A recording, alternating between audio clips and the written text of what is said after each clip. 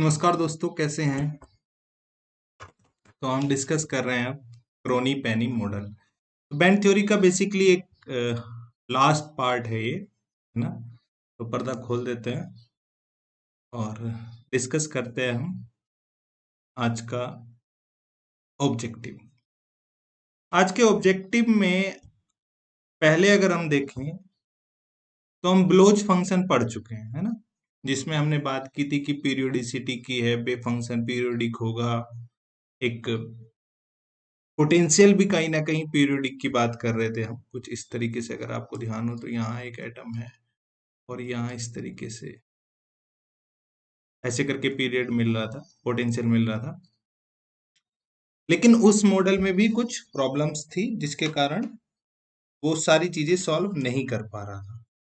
तो हमको क्या करना था, हमको नए मॉडल की तरफ सोचना था, और जो मॉडल है क्रोनी पेनी मॉडल। तो देखेंगे कि क्या क्रोनी पेनी मॉडल क्या होता है, क्या उससे बैंड थ्योरी पूरी एक्सप्लेन होती है, या कहिए कि इलेक्ट्रिकल प्रॉपर्टी कंडक्शन इन मेटल्स पूरी तरीके से डिफाइन होता है या नहीं। स्पेसिफिक हीट वगैरह तो हम पहले ही डिस्कस कर चुके थे, लेकिन बैंड गैप, मेटल्स में चेंजेस, वो नहीं डिस्कस कर पा रहे थे हम, जो हमने ब्लोच फंक्शन में जोड़ा था नियरली फ्री इलेक्ट्रॉन थ्योरी के बाद। तो इन सब टॉपिक के साथ आगे बढ़ते हैं और इन सब सवालों का जवाब ढूंढते हैं और देखेंगे कि क्रोनी पेनी ने ऐसा क्या किया जिससे वो चीजें सॉल्व हो सकी और उन्होंने किस अप्रोच को अप्लाई किया। तो हम उनकी पहली, वही जो मैं हमेशा कोशिश करता हूँ, आपको अप्रोच बताऊंगा कि क्या अप्रोच उन्होंने अप्लाई की, और देन उसके बाद मैं उसके रिजल्ट्स को सारे डिस्कस करूंगा आपके साथ। और इससे रिलेटेड तो डायरेक्टली क्रोनी पेनी मॉडल से कोई क्वेश्चन नहीं दिखा है, लेकिन हो सकता है जब भाई सिलेबस में है आपके बैंड थ्योरी तो नेक्स्ट टाइम इससे दे दे, क्योंकि एक्चुअली होता क्या है कि सॉलिड स्टेट का आपके पास बहुत लिमिटेड स्कोप है ना। उनको 3 से 4 क्वेश्चन ही आपके में रखने हैं, तो एक बार एक टॉपिक, दूसरी बार दूसरी टॉपिक, तीसरी टॉपिक, तो उनके पास ऑप्शन भी बहुत सारे हैं। ऐसा नहीं है कि एक ही टॉपिक को बार बार रिवाइज करते रहेंगे। तो इसीलिए मुझे लगता है कोई टॉपिक नहीं छोड़ना चाहिए, रिजल्ट को अच्छे से डिस्कस करना चाहिए। चलिए आगे चलते हैं और कोशिश करते हैं। तो मेरे बारे में आपको पता है, मैं दोबारा बता देता हूँ, मैं जीवितेश हूँ और अनअकैडमी इंडिया का लार्जेस्ट लर्निंग प्लेटफॉर्म है। अनअकैडमी पे सब कुछ पेड नहीं है ना, जो हम कहते हैं कि सब कुछ पेड नहीं है, बहुत कुछ फ्री भी है। जैसे कि स्पेशल सेशंस हैं, जो लाइव क्लासेस होती हैं वो फ्री हैं। जैसे कि मैं उस पे ईएमटी आजकल डिस्कस कर रहा हूँ, ऑलमोस्ट खत्म होने वाली है। 30 सेशंस में मैंने वो डिस्कस करी है, तो उसमें 25 सेशन हमारे कंप्लीट हो गए हैं। तो वहां पर सब कुछ पेड नहीं है। इसके अलावा यूट्यूब पे हम लोग आपको फ्री पढ़ाते ही हैं, लेकिन आपको अगर सक्सेस अपनी कंफर्म करनी है, आपको डेली लाइव क्लासेस लेनी है, आपको डेली लाइव क्लासेस लेनी ही पड़ेंगी, आपको पूरा सिलेबस कवर करना ही पड़ेगा, आपको अपने टेस्ट भी देने पड़ेंगे, और आपको अनलिमिटेड एक्सेस भी चाहिए होगा। आप अपने कंफर्ट के हिसाब से चीजों को देखना चाहते हैं, आपका स्टडी प्लान होना चाहिए प्रॉपर, आपके पास प्रॉपर नोट्स होने चाहिए, आपके सारे डाउट सॉल्व होने चाहिए। तो उसके लिए अनअकैडमी ऑफर करता है आपको सब्सक्रिप्शन प्लस और आइकॉनिक, दो ऑप्शन है आपके पास जो अलग अलग फैसिलिटी के अकॉर्डिंग है। अब प्राइस है तो सब्सक्रिप्शन है तो प्राइस होंगे, और प्राइस हाइक होते ही हैं ऑब्वियसली। तो अभी प्राइस हाइक होने वाले हैं, जितना जल्दी हो जाइए उतने जल्दी सब्सक्रिप्शन आप कर लीजिए, क्योंकि जितनी जल्दी सब्सक्रिप्शन ले लेंगे उतना आपको बेनिफिट होगा। तो वर्तमान में क्या प्राइसेस हैं, तो अभी प्रेजेंट टाइम में दोनों ऑप्शन है आपके पास, प्लस के और आइकॉनिक के। इसमें आपको डिस्काउंट मिलता है, मैक्सिमम डिस्काउंट मिलता है अगर आप मेरा कोड यूज करते हैं। तो आप जब भी, ये आपकी जरूरत के हिसाब से ऑप्शन है, लेकिन हम हमेशा रिकमेंड करते हैं कि आप मिनिमम 1 ईयर का लीजिए।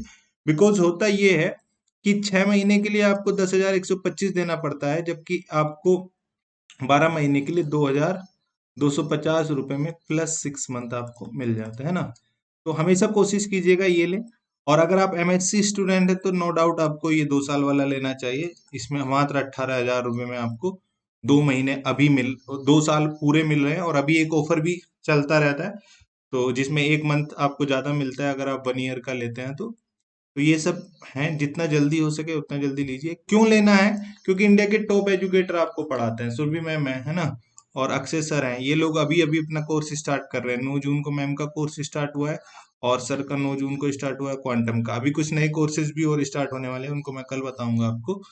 तो ये जल्दी ही आपको ले लेना है। कोड मेरा JKR9, कभी बोलना नहीं है, इसी को अप्लाई करना है। इससे क्या होगा, मैं ये मेरी आईडी है अनअकैडमी की, मैं यहाँ पर अवेलेबल होता हूँ। आप मुझे डायरेक्ट मैसेज करेंगे, मैं आपको रिप्लाई करूंगा, रेस्पॉन्स करूंगा, और जो भी आपकी सारी प्रॉब्लम है उनको मैं सॉल्व करूंगा, है ना। तो आप कभी भी कोई भी इशू है आपका फिजिक्स से रिलेटेड, तुरंत मुझे मैसेज कर सकते हैं, मुझे अच्छा लगेगा आपको रिप्लाई करना। तो चलिए अभी कॉन्सेप्ट पर आ जाते हैं आज के। क्रोनिंग पेनी मॉडल, है ना। देखिए, जब भी कोई नया मॉडल आता है वो पुरानी चीजों को कुछ पकड़ता है, मैंने आपसे कहा ही था। और ये भी सच्चाई है कि जब भी कोई नई चीज आएगी वो पुरानी चीज को डिनाई नहीं करेगी, मॉडिफाई करती है ना। ऐसा होता ही है, खासकर फिजिक्स में इसलिए होता रहता है क्योंकि उससे पहले की थ्योरीज जो हैं वो पैरेलली किसी और थ्योरी के रेस्पेक्ट में है। तो ऐसे ही आगे जब क्वांटम डेवलप हो गई, तो जो मेटल की इलेक्ट्रिकल प्रॉपर्टी थी उनको भी समझना थोड़ा आसान हो गया। तो क्रोनी पेनी ने किया क्या, पहली चीज उनकी एजम्पशन थी क्या, potential energy of a electron has the form of periodic array of square well as indicated in figure. उन्होंने जो पोटेंशियल था ना वो पीरियोडिक ले लिया, वहां पर भी बात कर रहे थे पहले भी, लेकिन अब फिर इन्होंने पीरियोडिक, मतलब जो ब्लोस थे उन्होंने भी बात की थी कहीं ना कहीं ऐसी, लेकिन वो इसको पूरी तरह एक्सप्लेन नहीं कर पा रहे थे। इन्होंने ले लिया क्योंकि क्वांटम उधर आ गई थी, क्वांटम में से चीजें इलेक्ट्रॉन मोशन कंफर्म हो गई थी, तो उन्होंने यहाँ पर ये ली। है क्या यहाँ पर, देखिए यहाँ पर दो रीजन है। एक रीजन ये रीजन है जिसमें आपका पोटेंशियल V0 है, एक रीजन ये है जिसमें आपका पोटेंशियल। पीरियोडिसिटी की हम बात कर रहे हैं, आप बता सकते हैं क्या पीरियड है इसका, कमेंट करिएगा क्या पीरियड है इसका। तो द पीरियड ऑफ दिस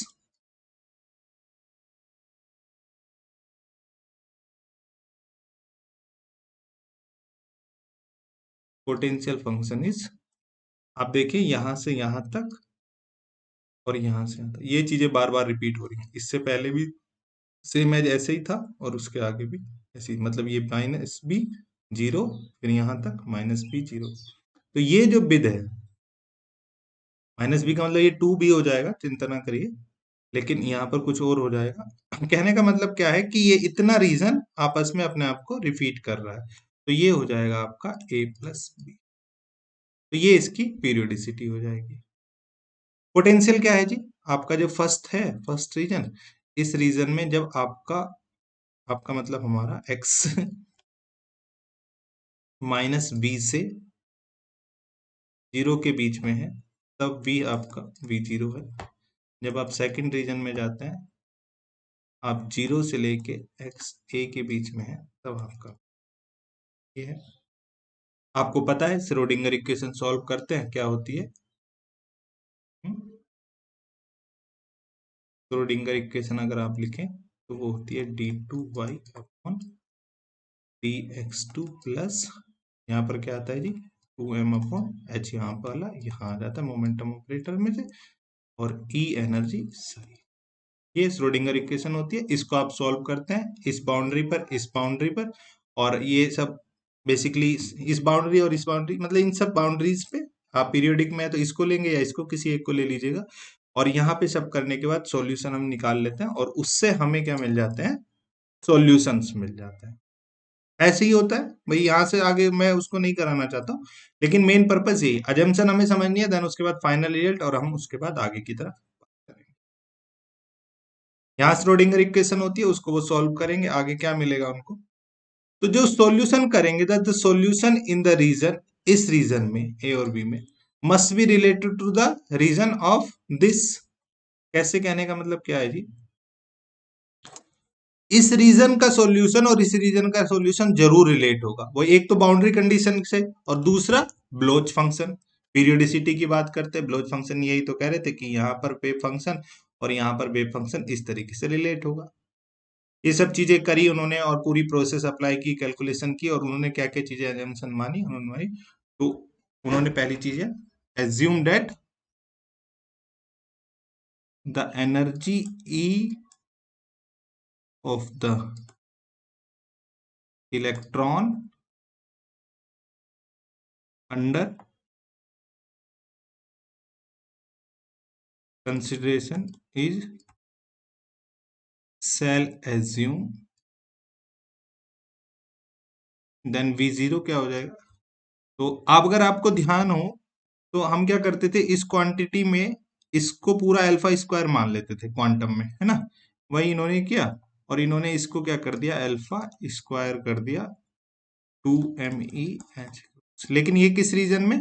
उस रीजन में देखिए, ये जो है जब पोटेंशियल जीरो है, इस रीजन की बात कर रहे हैं, लेकिन इस रीजन में तो वी भी है, तो बी में से एनर्जी घट जाएगी आपकी। तो तब यहां पर क्या आ जाता है, तब यहां पर इसको हम बीटा स्क्वायर लिख देते हैं, 2M B0 - E। सिंपल है, इतना आपको सबको याद होगा। To obtain a convenient solution, है ना? अब क्या करेंगे, इसका सॉल्यूशन निकालना है। Kronig Penney model, consider the case which, इस वाले पेज पे अगले, है ना? तो ये सब चीजें आप यहाँ क्लियर कर लेंगे। इन सबको लगाने के बाद आप सारे इसके कांस्टेंट निकाल लेंगे, सॉल्यूशन निकाल लेंगे, है ना? ये याद होगा, इसको कोई मैं नहीं इंटरेस्टेड था, क्योंकि बिकॉज मुझे प्रोसेस में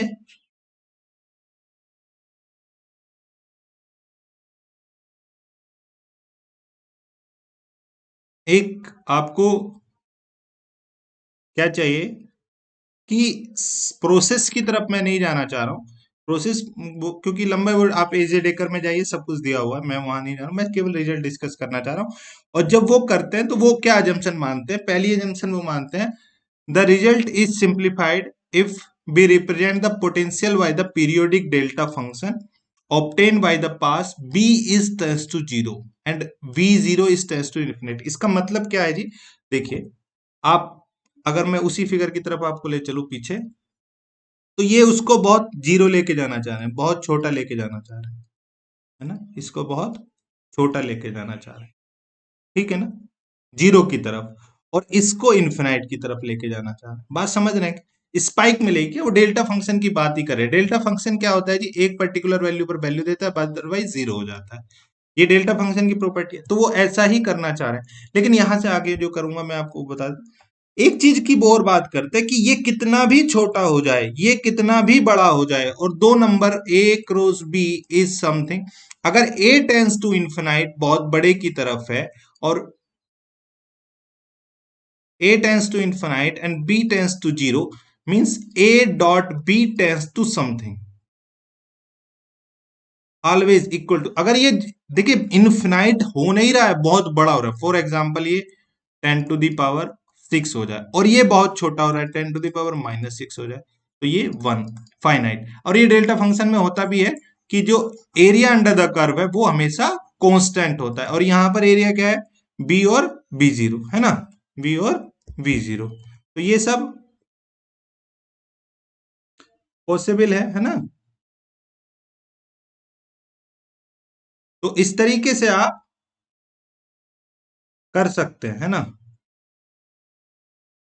इस तरीके से आप कर सकते हैं, लेकिन हमारे लिए इंटरेस्टेड क्या है? ये चीज, कि ये जो चीज है वो हमेशा फाइनाइट रहेगी।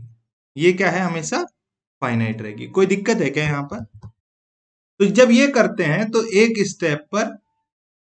स्टेप पर हमें जो सॉल्यूशन मिलता है वो कुछ इस तरीके का मिलता है, M0 V0 V। जब ये कंडीशन आप लगा देते हैं तो आपको मिल जाता है H cross alpha into sine alpha A plus cos alpha A is equal to cos A, है ना? ये सॉल्यूशन मिलता है। अब इसमें क्या करते हैं, वो इस क्वांटिटी को P लिख देते हैं, इसको लिखते हैं, कुछ और करते हैं। देखो यहाँ पर अल्फा ए आ रहा है ना, तो अल्फा नीचे का ऐसे रहने दिया, ए आ रहा है तो ए ऊपर आ जाएगा, MB0 AB/H क्रॉस। कोई दिक्कत है क्या? अल्फा स्क्वायर भी आएगा यहाँ पे, है ना जी? कोई दिक्कत नहीं है ना? होनी भी नहीं चाहिए, क्यों होगी? है, होनी भी नहीं चाहिए। और ये जो है, ये कहीं ना कहीं ए क्रॉस बी है, तो एरिया को रिप्रेजेंट करता है। इसको ध्यान रखिएगा, आगे हम बी के बिहाफ पर ही सारे के सारे रिजल्ट डिस्कस करेंगे। B is directly proportional to potential and B is proportional to A cross B. बात समझ रहे हैं क्या? बाकी सब तो कांस्टेंट ही है, अभी तक कांस्टेंट है। आगे हम इफेक्टिव मास एक सेशन है हमने पढ़ा है, वो अलग बात है, लेकिन अभी हम एम को कांस्टेंट मान रहे हैं। वो अलग बात है, आगे मैं उसको डिस्कस करूंगा। तो इन सब के बिहाफ पर आपको ये फाइनल रिजल्ट मिलता है। मुझे इसी में इंटरेस्ट था, इसको लिखा है P अपॉन अल्फा ए साइन अल्फा ए कोस अल्फा ए कोस ए। बात समझ रहे हैं क्या? नहीं समझ रहे हैं? कुछ दिक्कत ही की बात ही नहीं, ये मतलब पूरा प्रोसेस करेंगे आपको ये रिजल्ट मिल जाएगा, जहां पर P ये है आपका। अब आप देखिए कि लेफ्ट हैंड साइड में अल्फा ए का फंक्शन है, ये के ए का फंक्शन है, और अल्फा ए का ये फंक्शन है। Alpha A means argument, argument means alpha, मतलब अगर कॉम्प्लेक्स में याद हो तो एंगल को आर्ग्यूमेंट बोलता है, तो ये एंगल है। तो हम क्या कर सकते हैं, जो लेफ्ट हैंड साइड है, देखिए इस इक्वेशन को हमेशा ध्यान रखिएगा, फाइनल के फाइनल सारे रिजल्ट हम इसी इक्वेशन के भी आप पर डिस्कस करेंगे। तो इस इक्वेशन में आप फंक्शन है अल्फा ए का, तो आप क्या इसको अल्फा ए को ड्रॉ कर सकते हैं। तो वही क्रोनी ने किया, क्रोनी मैन ने क्या किया, इसको ड्रॉ किया, और ड्रॉ करने के बाद ये वाला ग्राफ मिला, सॉलिड लाइन है ना। तो ये अल्फा ए के फंक्शन, ध्यान दीजिएगा, कुछ अभी कुछ नहीं कर रहा हूं मैं, केवल सिंपल सी बात बता रहा हूं। मैं आपको ये बताना चाह रहा हूं कि मैंने पी अल्फा ए साइन अल्फा ए कोस अल्फा ए को अल्फा ए के फंक्शन में ड्रॉ कर लिया। लेकिन भाई पी की एक वैल्यू डिफाइन करने की पड़ेगी ना। पी क्या है, पी तो वेरिएबल है, ए बी एच इसके फंक्शन में। तो हमने पी को क्या माना, पी को 3 पाई बाई 2। तो अगर वो 3 पाई बाई 2 मानते हैं, इसमें क्या हो जाता है, पी 3 पाई बाई 2 जब मानते हैं हम, तो क्या होता है, ये इस तरीके का एक फंक्शन देता है, इस टाइप का। ये डेल्टा फंक्शन ही टाइप है, कहीं ना कहीं ध्यान हो तो। लेकिन वहां पर तो डेल्टा बिल्कुल ही स्पाइक हो जाता है, लेकिन नहीं, इतना नहीं है, लेकिन बीच में बढ़ रहा है।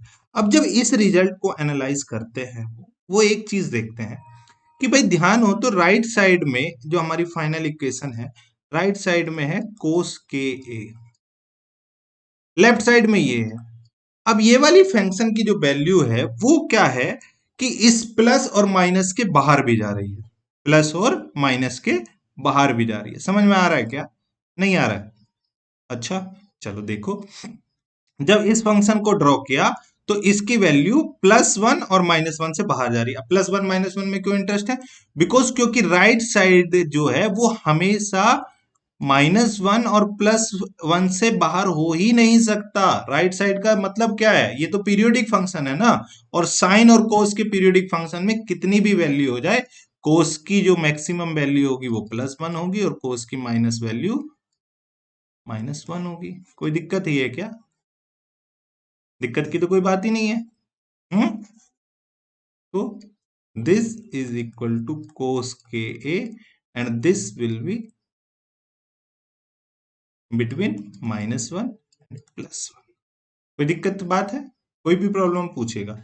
अब जब कोई एक equation x plus Y equal to Z है, और z की वैल्यू -1 और +1 से बाहर जा ही नहीं सकती, या +x -x से बाहर जा ही नहीं सकती, कुछ भी मान लीजिए आप, और लेफ्ट हैंड साइड अलग अलग वैल्यू दे रहे, इसका मतलब क्या है कि ये जो इक्वेशन है किसी एक ही रीजन, केवल उतने ही रीजन में सेटिस्फाई हो पा रही है जब left hand side x plus Y की वैल्यू +x और -x के बीच में आ रही है। कोई दिक्कत है क्या? दिक्कत है क्या? नहीं होनी चाहिए, कोई दिक्कत नहीं है मेरे भाई, समझ में आ जाएगा आपको। तो अब ये बात क्या कहती है कि यहां पर जब ये भी वेव फंक्शन इसने रीजन में पहुंचता है, इस रीजन में, ये आपकी जो फाइनल इक्वेशन है वो एक्सेप्ट ही नहीं कर रही है। बात समझ गए क्या? बस यहीं से कॉन्सेप्ट आ जाता है फॉरबिडन रीजन का, कि भाई यहां से जो ये बाहर वाला रीजन है, इससे बाहर का रीजन, उसको आप एक्सेप्ट नहीं करेंगे। ये जो डिस्टेंस है इसको आप एक्सेप्ट नहीं कर रहे, आपकी इक्वेशन इसको एक्सेप्ट नहीं कर रही। ये क्रोनी पेनी मॉडल का रिजल्ट थे। अब इसके बाद क्या है, आपको पता हो तो हमेशा जो कोस है वो इधर लेफ्ट हैंड साइड में कोस के ए है, और कोस के ए के हिसाब से, क्योंकि यहां पर कोस के ए है, और लेफ्ट ये के ए कहां पर, 0 पर +1 देता है, और यहां पर -1 देता है, कहां पर, -पाई पर। तो -के ए बराबर पाई, ये हो जाएगा, ये प्लस। इसी तरीके से ये फिर 1 दे देता है, यहाँ पर फिर -1 देगा। इस तरीके से चलती रहेगी वैल्यू। समझ में आ रही है क्या बात? अब इन रिजल्टों को अगर आप देखें तो एक चीज आप देख रहे होंगे कि ये वाला जो रीजन है ना जी, ये वाला जो रीजन है, ये वाला जो रीजन है, ये वाला जो रीजन है, ये है अलाउड रीजन। और ये वाला जो रीजन है ना, मैं कलर बदल देता हूं, ये वाला जो रीजन,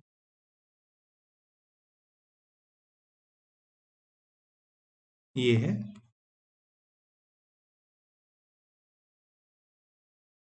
फॉरबिडन रीजन। बात समझ में आ रही है? अब इन रिजल्टों को देखिए कि जो फॉरबिडन रीजन है वो धीरे धीरे यहां पर इतना बड़ा था और कम हो गया, आगे जाके और कम हो गया, आगे जाके और कम हो गया, आगे जाके और कम हो गया। तो फोरबिडन रीजन जैसे जैसे आप अल्फा की वैल्यू बढ़ाते, इधर भी सेम वही है, तब कम होता जा रहा है। कम होता जा रहा है क्या? आगे मैं इनको स्टेप में लिख दूंगा, चिंता ना करिए, अभी बस आप रिजल्ट देखिए, है ना, जिससे मुझे दोबारा इधर ना आना। ये वाले रीजन की अगर हम बात करें, रेड वाले रीजन की, तो ये बढ़ता जा रहा है, ये बढ़ता जा रहा है धीरे धीरे, और ये कम होता है। तो अल्फा ए के बढ़ने से अलाउड रीजन बढ़ता है, और अल्फा ए के कम होने से allowed region, sorry, allowed region alpha A की वजह से बढ़ता है और फॉरबिडन रीजन कम होता है। बात क्लियर है? चलिए अब पी की वैल्यू पे देखते हैं। अगर आप सोचो पी बढ़ाने लगो तो क्या होगा जी? पी अगर आप बढ़ाएंगे तो क्या ये स्ट्रेट हो जाएगा? एक पर्टिकुलर की हम बात करें, पी को अगर आप ऊपर लेके जाएंगे, वैल्यू इतनी है, तो ये क्या थोड़ा ऐसे हो जाएगी क्या इक्वेशन?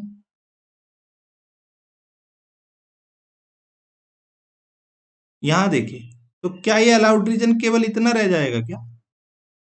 तो पी की वैल्यू बढ़ाने पर अलाउड रीजन कम हो रहा है, पर्टिकुलर रीजन, ध्यान दीजिएगा, पर्टिकुलर रीजन। ये बात सही है क्या? एक चीज और देखिएगा कि इस साइड में के की बहुत सारी अलग अलग वैल्यू के लिए फंक्शन आपका वही वैल्यू देता जा रहा है। देखिए के की इस वैल्यू के लिए, इसके लिए, सब इन सब वैल्यू के लिए एक ही वैल्यू देता जा रहा है ना, के की इन सब वैल्यू के लिए एक ही वैल्यू देता जा रहा है ना।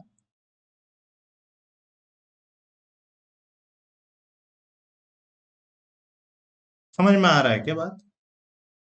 तो के मतलब यूनिक नहीं है, के यूनिक नहीं है किसी एक चीज के लिए, अलग अलग चीजों के लिए भी एक वैल्यू आ सकती है। तो इन सब रिजल्टों को अब समराइज कर देते हैं और देखते हैं क्या है। पहला रिजल्ट क्या कह रहा था? पहला रिजल्ट क्या, और ये इसी इसी रीजन, इन्हीं सब चीजों से हम पहुंचेंगे ब्रिलियंट जोन की तरफ, फॉरबिडन रीजन की तरफ, बैंड गैप की तरफ, है ना। चलिए, तो पहला चीज क्या है? The energy spectrum of the electron consist in number of allowed energy band and separated the forbidden region. पहली बात बिल्कुल क्लियर है, यही हमने कही कि भाई आपके पास कुछ रीजन अलाउड है, कुछ रीजन फॉरबिडन है, फिर अलाउड, फिर और फॉरबिडन, इसी तरीके की पीरियोडिसिटी चल रही है। पहली बात क्लियर है, ये हम डिस्कस। दूसरी चीज क्या है? The with of allowed band increasing with increasing the value of alpha. देखिए, अलाउड की जो विद थी वो इंक्रीज होती चली जा रही थी जैसे आप आगे चल रहे थे, तो वही बात वो कह रहे हैं, the with of allowed energy band increases with increasing the value of alpha A, that is the increasing energy, this is consequence of the fact. अब इसका दूसरी फैक्ट क्या है? With increasing the energy, this is consequence of fact that the first term decreases the average increasing alpha A. First term कौन सी? इसी वाले जो equation थे, पी अपॉन अल्फा ए इंटू साइन अल्फा ए, उसकी बात कर। दो बार रिजल्ट क्लियर है, तीसरे की तरफ चलते हैं। तीसरा रिजल्ट क्या कहते हैं? The with of particular allowed band decreasing with increasing P. ये बताया था क्या अभी मैंने? जैसी पी को आप बढ़ाएंगे तो ये कम होती चली जाएगी। That is the increasing in binding energy. इसका मतलब क्या है? Increasing in binding energy. देखिएगा, पी अभी मैंने एरिया और वॉल्यूम और पोटेंशियल से आपको बताया, रिलेशन, वॉल्यूम नहीं, पोटेंशियल से बताया। तो अगर आपको ध्यान हो, सबसे पहले मैंने जो पहला सेशन था मेरा बॉन्डिंग पे, बॉन्डिंग इन सॉलिड, उसी में आपको बताया था कि म्यू, जो वी है ना, वो पोटेंशियल एनर्जी है, तो वो बाइंडिंग एनर्जी है। तो उससे रिलेट पी को करते हैं increasing electron in the extremum case when P is tends to infinite, then the allowed region become infinitely narrow, बिल्कुल पतला सा हो जाएगा, बता चुका हूं। The energy spectrum become the line spectrum, ये दिखाऊंगा अभी, देखेंगे अभी लाइन में देखेंगे, तो एनर्जी स्पेक्ट्रम आपका लाइन स्पेक्ट्रम बन जाएगा, आगे ग्राफ में देखेंगे। In that case, the final equation has the solution sin alpha a is equal to 0, और ये sin alpha a 0, तो sin n पाई की वैल्यू क्या हो जाती है, 0 होती रहती है, जहां पर ये होगा, और एनर्जी की वैल्यू आपकी ये हो जाएगी ई पाई स्क्वायर, और ये कहा, ये किसकी होती है, बॉक्स वाले पार्टिकल में यही होती है क्या, पोटेंशियल बॉक्स की यही प्रॉब्लम है ना। तो which one recognise as the energy level of particle in the consist in the potential box in the atomic dimension. Physically, this could be expected because larger P tunneling through the barrier become impossible. बात समझ रहे हैं क्या, tunnelling याद है भाई, infinite potential well और potential square potential well में फाइनाइट स्क्वायर, तो फाइनाइट में चांसेस होते हैं, लेकिन इन्फिनाइट में तो चांसेस होते ही नहीं है ना। तो वही कह रहे हैं कि P अगर लार्ज हो जाएगा तो टनलिंग इम्पॉसिबल, बाहर निकल ही नहीं पाएगा सिस्टम से। तो ये बैंड गैप, मतलब ये बता रहे हैं कि बैंड में है इलेक्ट्रॉन, एक जगह नहीं है कि सब जगह, वो ये नहीं कि सभी जगह इलेक्ट्रॉन्स है, इलेक्ट्रॉन्स बैंड्स में है, कुछ में अलाउड है और कुछ में फॉरबिडन रीजन है। अगली चीज देखते हैं। अगली चीज क्या, वही जो अभी मैं आपको रिजल्ट बता रहा था, जो सेकंड पॉइंट हमने डिस्कस किया ये वाला, इसको हम बना के देखते हैं कि इन्फिनाइट तक हो जाएगा या नहीं, भाई स्पेक्ट्रम आएगा नहीं। फ्री इलेक्ट्रॉन थ्योरी क्या कह रही थी कि जी सभी जगह इलेक्ट्रॉन है, तो फ्री इलेक्ट्रॉन थ्योरी कब है, जब आपके पास P 0 है। This conclusion are summarized in a figure where the energy spectrum as a function of P.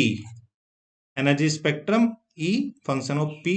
P is equal to 0. We simply have the free electron model and the energy spectrum is a quasi-continuous.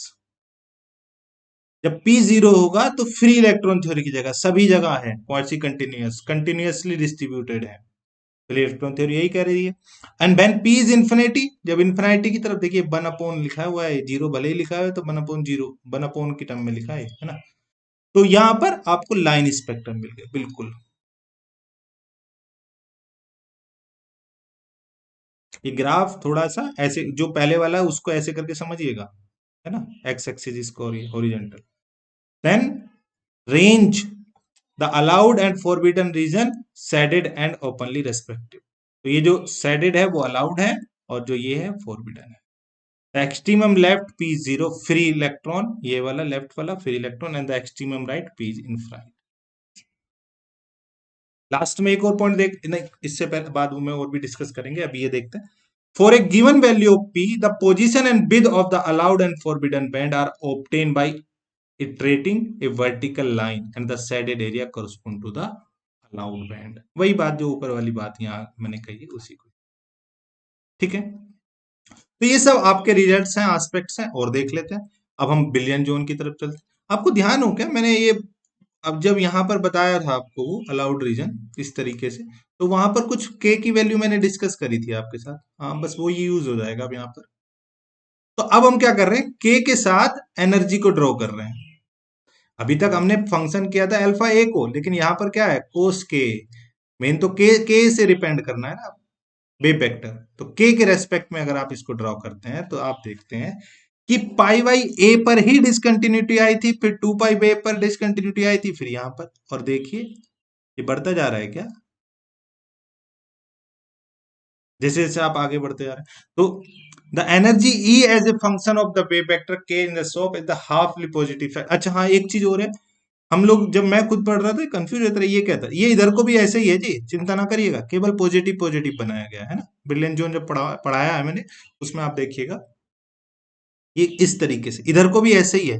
तो ये region आपका fold, the discontinuity in E versus K vector occur at N pi, हर N pi पर आती रहेगी, and where the K value define the boundaries of the first billion and second billion. ये जो value है first billion zone, second billion zone, third, और हर billion zone पर आपको डिसकंटिन्यूटी मिल जाएगी। यहां तक कंटिन्यूस एनर्जी, फिर डिसकंटिन्यूटी, फिर डिसकंटिन्यूटी। तो ये हमें बेसिकली पूरी थ्योरी जो आप पीरियोडिक पोटेंशियल ले लेते हैं, तो वो कंप्लीटली आपको डिफाइन कर देती है कि चीजें कैसे पॉसिबल है ना। चलिए और देख लेते हैं के लिए मैंने अभी आपको बताया था कि के यूनिक नहीं है। क्यों नहीं है? Is plotted versus the reduce vector. Reduce vector क्यों? क्योंकि वह एक नहीं है। Represented in figure is represented, देखिए इज यहाँ पे डॉट नहीं है ना, कोमा समझिए। within a given energy band, the energy is a periodic function of k. For example, one replaced by k 2 pi n, where the n is an integer, the right hand side final equation. क्योंकि हर n पाई पर वही है ना, 2n पाई पर, sorry, क्योंकि कोस में तो minus plus चलता रहता है, तो हर 2 पाई पर वही आता रहेगा, हर 2 पाई पर वही वैल्यू आती रहेगी। तो k वही है भाई, k की k रखो या k प्लस 2 पाई रखो, कोई फर्क नहीं पड़ रहा, वही वैल्यू आने वाली। तो where n is an integer, the right hand side is equal. So k is not uniquely determined. एक वैल्यू नहीं है कोई भी. It is therefore frequently convenient to introduce a reduced vector. तो यहां पर फिर आप रिड्यूस वेक्टर यूज करते हैं, which limited to the this region, वो हमेशा इसी रीजन में, बस ये पहला बैंड, दूसरा, तीसरा, इसके ऊपर नीचे बनाते रहेंगे, क्योंकि हर एक वैल्यू पर यही वैल्यू देने वाला है ना के, तो जरूरी नहीं कि आप आगे आगे करके ऐसी बनाए, इसी रीजन में दोबारा बनाते रहिए। समझ गए क्या? चलिए, अब इसका फाइनल कंक्लूजन जो है वो ये है, it may be noted here that the fact that k is not uniquely determined also follow the quite generally form of Bloch function.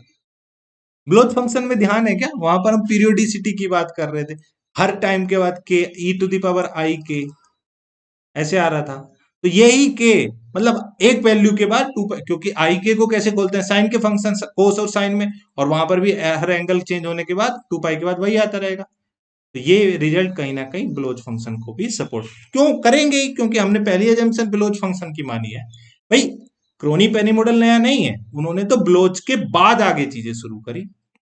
The total number of possible wave function in any energy equal to the number of unit cell N, बस the total number of possible wave function in any energy band is equal to the number of unit cell. Clear है क्या? चलिए, तो ये इसका पूरा आपका crony Penney model था, जो बेसिकली क्या बात करते हैं, वो बेसिकली दो चीजों पे ध्यान दिलाना चाह रहे हैं। पहला, पीरियोडिक पोटेंशियल पर, और फिर पीरियोडिक के बाद वो ले आते हैं आपको अलाउड और ऑर्बिटल रीजन, उसी के कॉन्सिक्वेंसेज हैं, वो सब इन्होंने डिस्कस किए हैं, वो हमारे लिए महत्वपूर्ण भी नहीं है। तो चलिए, एक छोटा सा सवाल है वो कर ले।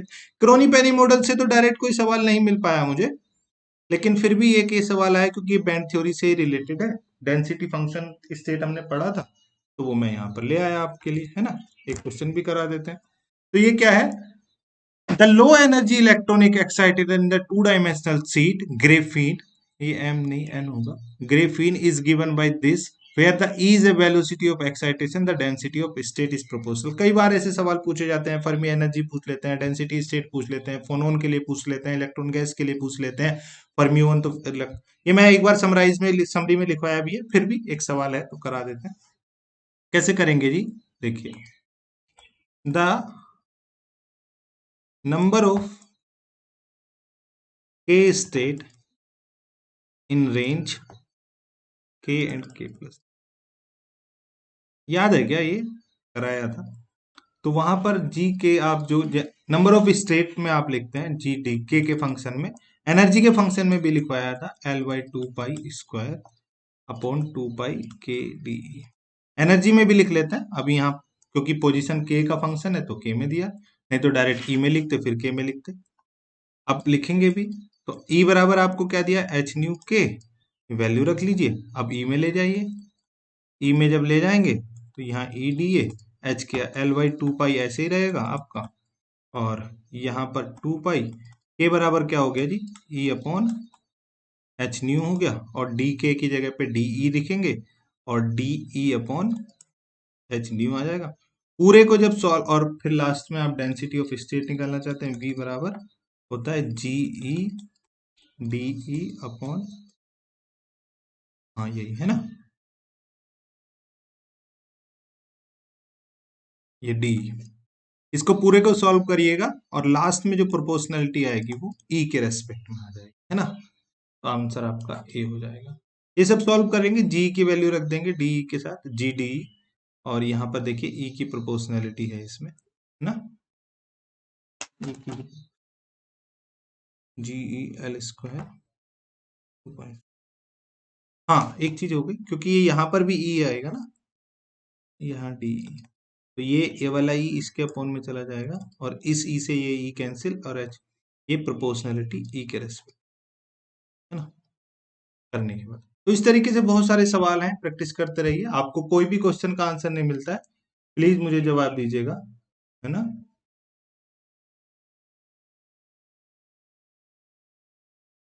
जो भी आपको कोई क्वेश्चन का जवाब नहीं मिलता है, प्लीज मुझसे पूछिएगा, मैं आपको जवाब दूंगा।